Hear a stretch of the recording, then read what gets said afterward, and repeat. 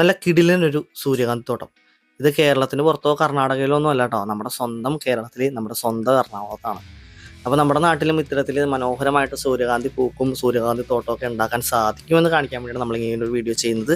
അപ്പോൾ ഇവിടെ സൂര്യകാന്തി മാത്രമല്ല, ഇവിടെ കുറച്ച് പച്ചക്കറികളും നമ്മുടെ തണ്ണിമത്തനും അങ്ങനെ കുറച്ച് കാര്യങ്ങളൊക്കെ ഉണ്ട്. അത് ഇവിടെ തന്നെ നമുക്ക് മേടിക്കാനുള്ള അവസരമൊക്കെ ഉണ്ടായിരുന്നു. അപ്പോൾ ഇത് നട്ടു വളർത്തുന്ന ഒരു ചേട്ടൻ നമ്മുടെ കൂടെ ഉണ്ട്. ആ ചേട്ടൻ തന്നെ ഈ കൃഷിയെക്കുറിച്ചും കൂടുതൽ കാര്യങ്ങൾ നമ്മളോട് പറയുന്നതായിരിക്കും കേട്ടോ.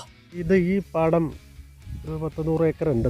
ഇത് 30 വർഷമായിട്ട് തരിച്ചു കിടന്നതാണ്. നമ്മുടെ സിനിമാ താരം ശ്രീനിവാസൻ സാറാണ് 2012 ഇതെടുത്ത് നെൽകൃഷി ആരംഭിച്ചത്. അദ്ദേഹം തുടർച്ചയായിട്ട് നെൽകൃഷി ചെയ്തിരുന്നു. അതിനുശേഷം അദ്ദേഹത്തിന് വയ്യാതായപ്പോഴത്തേക്കും ഞങ്ങൾ ഏറ്റെടുത്ത ഒരു നെല്ല് ചെയ്യും. അത് കഴിഞ്ഞ് വരുന്ന ഈ വേനലിൽ ഞങ്ങളൊരു പച്ചക്കറി സ്ഥിരമായി ചെയ്യുമായിരുന്നു. കഴിഞ്ഞ 2 വർഷമായിട്ട് ഞങ്ങളിവിടെ സൂര്യകാന്തി ചെയ്യുന്നുണ്ട്. സൂര്യകാന്തി ചെയ്യുന്നത് പ്രധാനമായിട്ട് ആളുകൾക്ക് കാഴ്ച ഒരുക്കുക എന്ന ഉദ്ദേശം മാത്രമാണ്. ഇത് എടുത്ത് എണ്ണയാക്കൽ ലേബർ കോസ്റ്റ് കൊണ്ട് നമുക്ക് മുതലിക്കുന്ന കാര്യമല്ല. കഴിഞ്ഞ പ്രാവശ്യം ഇട്ട സൂര്യകാന്തി മുഴുവൻ ഇവിടുത്തെ തത്ത തിന്നിട്ട് പോവുകയാണ് ഉണ്ടായത്. ഇപ്രാവശ്യം ഇതൊന്ന് കുറച്ചെടുത്ത് ആട്ടി ഞങ്ങൾക്ക് മാത്രമായിട്ടൊന്ന് ഉപയോഗിക്കണം എന്ന് ആഗ്രഹിക്കുന്നുണ്ട്. സാധിച്ചാൽ ഒരുപക്ഷെ ചെയ്യും, അത്രേ ഉള്ളൂ. ലേബർ കോസ്റ്റ് വളരെ കൂടുതലായിരിക്കും. ഇനി ഇത്രയും നമ്മളൊരു ഇതിന് തന്നെ ഒരു 60,000 രൂപ മുടക്കിയിട്ടുണ്ട്. കാരണം ഇതിൻ്റെ കളപറിയാണ് പ്രധാനം. ഇവിടെ നെല്ല് ചെയ്യുന്നതുകൊണ്ട് 2 പ്രാവശ്യം നമ്മൾ മാനുവലായിട്ട് കളപറിച്ചതാണ്. പിന്നെ ഇത് വിത്തിട്ട് നമ്മൾ നനയ്ക്കുന്നതൊക്കെ മാനുവലാണ്. ഇതിനെല്ലാം വളരെ ഉയർന്ന ലേബർ കോസ്റ്റാണ് വരുന്നത്.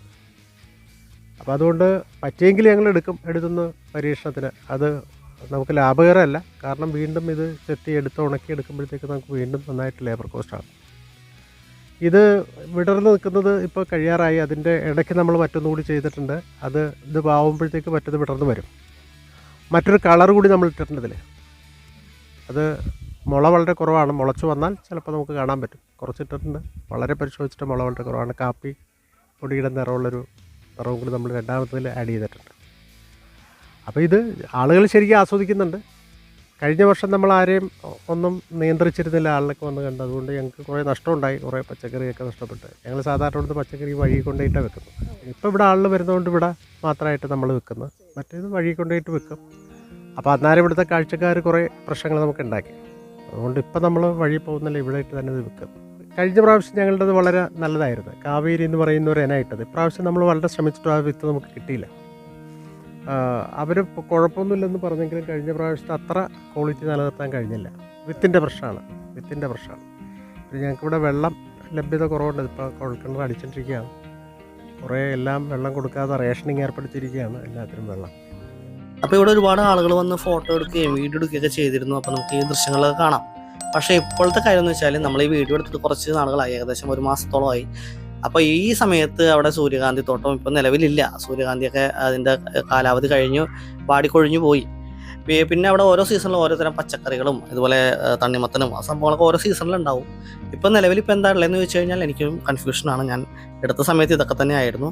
ഇപ്പോൾ ഈ കാണുന്ന പാടത്തോട് ചേർന്ന മരങ്ങളുടെ ഇടയിൽ അപ്പുറത്ത് കാണുന്നതാണ് നമ്മുടെ എല്ലാവർക്കും പ്രിയങ്കരനായ ശ്രീനേട്ടൻ്റെ, അതായത് നമ്മുടെ ശ്രീനിവാസൻ സാറിൻ്റെ വീട്. അപ്പോൾ ഇവിടെ നോക്കിയാൽ വീട് കറക്റ്റായിട്ട് കാണില്ല, പക്ഷേ അതിൻ്റെ വീടിനോട് ചേർന്നാണ് ഈ പാടവും ഇതൊക്കെ ഉള്ളത്.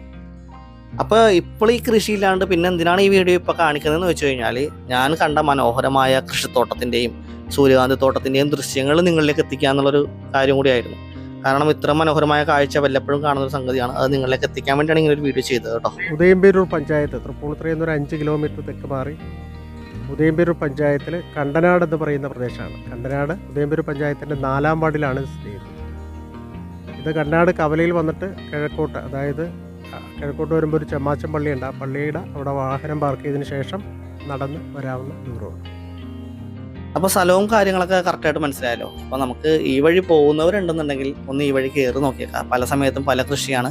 കൃഷിയുടെ വിളവെടുപ്പ് സമയമാണെങ്കിൽ നമുക്കത് അവിടെ നിന്ന് നേരിട്ട് മേടിക്കാനുള്ള സൗകര്യവും അവർ ഒരുക്കി തരാറുണ്ട്. അപ്പോൾ അതുകൊണ്ട് തന്നെ ഈ വഴി പോകുന്നവരുണ്ടെങ്കിൽ ഒന്ന് കയറാനാണ് ഞാൻ റെക്കമെൻഡ് ചെയ്യുന്നത്. അപ്പോൾ ആ കാഴ്ചകളും മനോഹരമായ സൂര്യകാന്തി തോട്ടമൊക്കെ നിങ്ങളെ കാണിക്കാനുള്ള ഒരു ഉദ്ദേശം കൊണ്ടാണ് നമ്മൾ ഈ വീഡിയോ എടുത്തത്. അപ്പോൾ ഇന്നത്തെ വീഡിയോ ഇഷ്ടപ്പെട്ടെങ്കിൽ ഒന്ന് ലൈക്ക് ചെയ്തേക്കാം, ഷെയർ ചെയ്തേക്കാം. അതുപോലെ നമ്മുടെ ചാനലും കൂടി സബ്സ്ക്രൈബ് ചെയ്ത് നമ്മുടെ ഫാമിലിയിലേക്ക് വന്നേക്കാം.